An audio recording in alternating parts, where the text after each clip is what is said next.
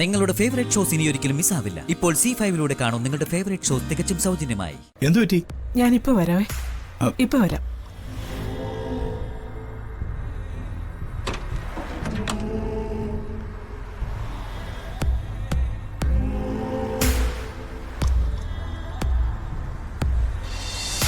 എല്ലാവരും കൂടി അവര് കൊന്നോട്ടെ എന്നാണോ നിന്റെ തീരുമാനം? ഞാൻ എന്ത് ചെയ്തെന്നാ ചേച്ചി പറയുന്നത്? നീ കാണിച്ചതും ചെയ്തു കൂട്ടിയതൊക്കെ ഇപ്പൊ ഞാൻ വിളിച്ചു പറയണോ? എനിക്കൊന്നും അറിയില്ലെന്ന് നീ കരുതണ്ട. എല്ലാരും ചില നേരത്തെ നിനക്ക് മണ്ടനാക്കാൻ പറ്റും, എന്നാ എല്ലാവരെയും എല്ലായ്പ്പോഴും മണ്ടനാക്കാനൊന്നും പറ്റില്ല.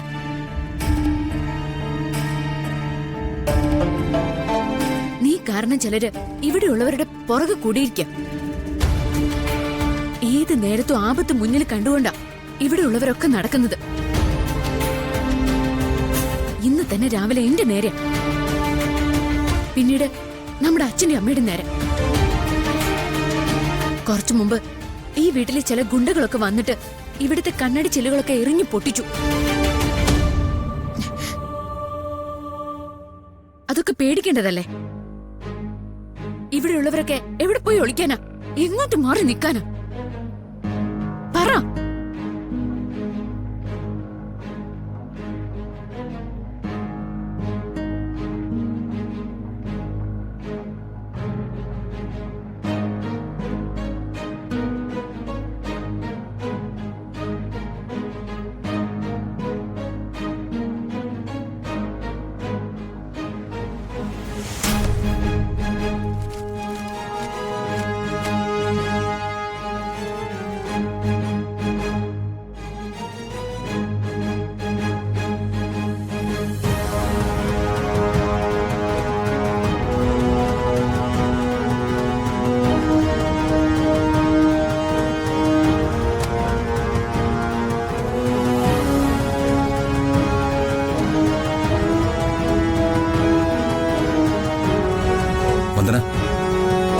ഇതും നോക്കി.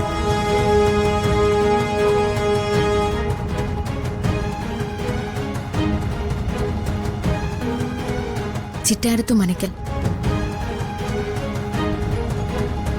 സർവൈശ്വര്യയാകും.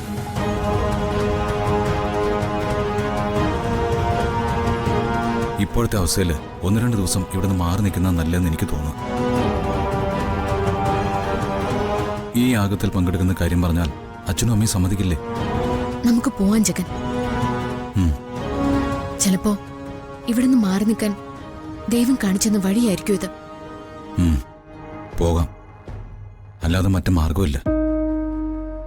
എല്ലാവരോടും കാര്യങ്ങൾ പറഞ്ഞ് മനസ്സിലാക്കിയിട്ട് ഇന്ന് തന്നെ പുറപ്പെടണം.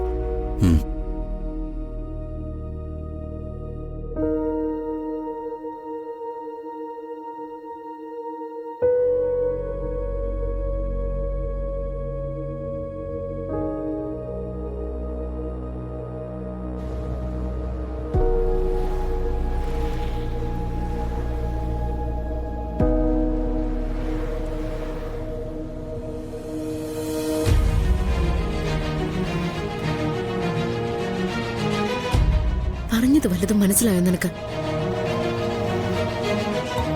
നീ ഒരാള് കാരണം ഇപ്പൊ ഇങ്ങനൊരു യാത്ര വേണ്ടി വന്നത്. വേണ്ടുവിചാരമില്ലാത്ത പ്രവൃത്തികൾ ദയവ് ചെയ്ത് നീ കാണിക്കരുത്.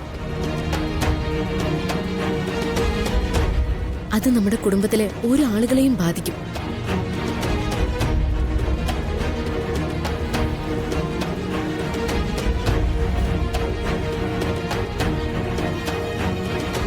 പ്രകാശേട്ടാ, എക്സാമിന്റെ പേരും പറഞ്ഞ് ഗോകുലിനെ അവിടെ നിർത്തി പോന്നതില് അവന് നല്ല വിഷമമുണ്ട് കേട്ടോ. അവനവിടെ തനിച്ചൊന്നല്ലോ, മുത്തശ്ശിയുടെയും വിനുവിന്റെയും കൂടെ വസന്തയുടെ വീട്ടിലല്ലേ. പിന്നെന്താ? അവൻ കുഞ്ഞല്ലേ, ഇതുപോലെ ഉത്സവം യാഗന്നൊക്കെ കേൾക്കുമ്പോ അവനും പോരണോന്ന് തോന്നില്ലേ? പിന്നെ അവൻ വലുതാവുമ്പോ പോയിക്കോളൂ.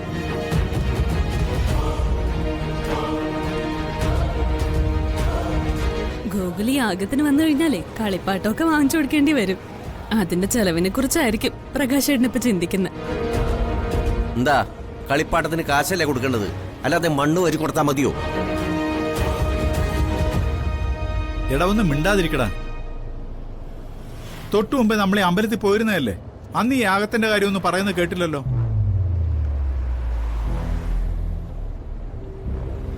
അല്ലച്ചാ, ഞാൻ അവിടെ വിളിച്ച് ചോദിച്ചിരുന്നു. ഇത്തവണ യാഗം നടത്തുന്നില്ല എന്നായിരുന്നു കമ്മിറ്റിയുടെ തീരുമാനം. ആ ആ അത് കഴിഞ്ഞ് ദേവപ്രശ്നം നടന്നു. യാഗം നടത്തിയേ പറ്റൂന്ന് അതിൽ തെളിഞ്ഞു. ഓ, അതാ പെട്ടെന്ന് ദേവിയുടെ കാര്യങ്ങൾക്ക് അങ്ങനെ മുടക്കം പറഞ്ഞാ പറ്റുമോ? ആ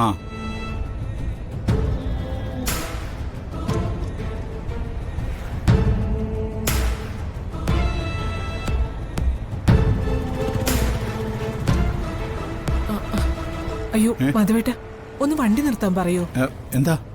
ഒന്ന് ആ, വണ്ടി അതെ, വണ്ടി ഒന്ന് സൈഡാക്കണേ. ആ ശരി.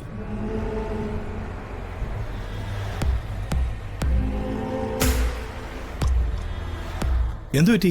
ഞാനിപ്പോ വരാവേ, ഇപ്പൊ വരാം.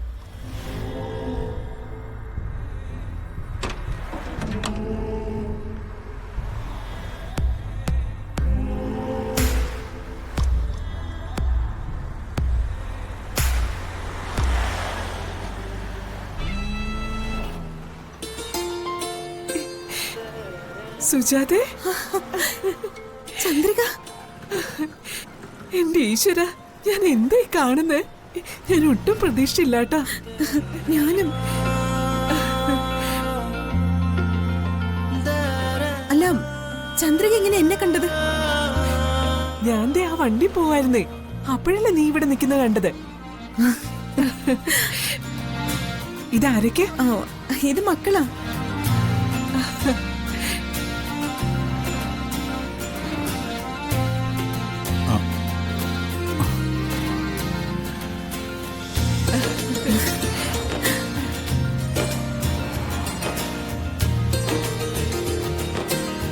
മാധവേട്ട, ഇതാരാണെന്ന് മനസ്സിലായോ?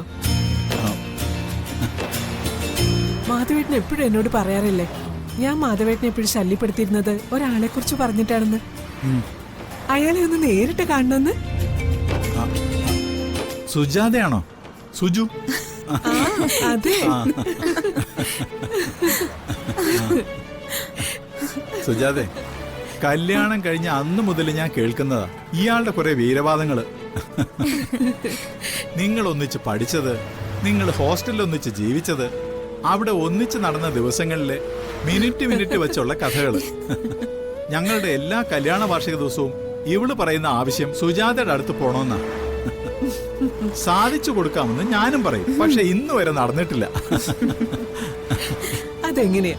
തന്നെ അന്വേഷിച്ച് തപ്പിപ്പിടിക്കാൻ പറ്റിയാലല്ലേ? അല്ല, സൗഹൃദം എത്ര വലുതായിരുന്നെന്ന് അമ്മയുടെ മുഖം കണ്ടാ അറിയാം. പറഞ്ഞു വരുമ്പോ എന്റെ മോനെ പോലെ തന്നെയാ. അല്ല, നിങ്ങളെന്താ ഇപ്പൊ ഇവിടെ നിൽക്കുന്നേ? ഞങ്ങള് ചിറ്റാരത്ത് ഭദ്രകാളി ക്ഷേത്രത്തിലെ യാഗത്തിന് പോവാ.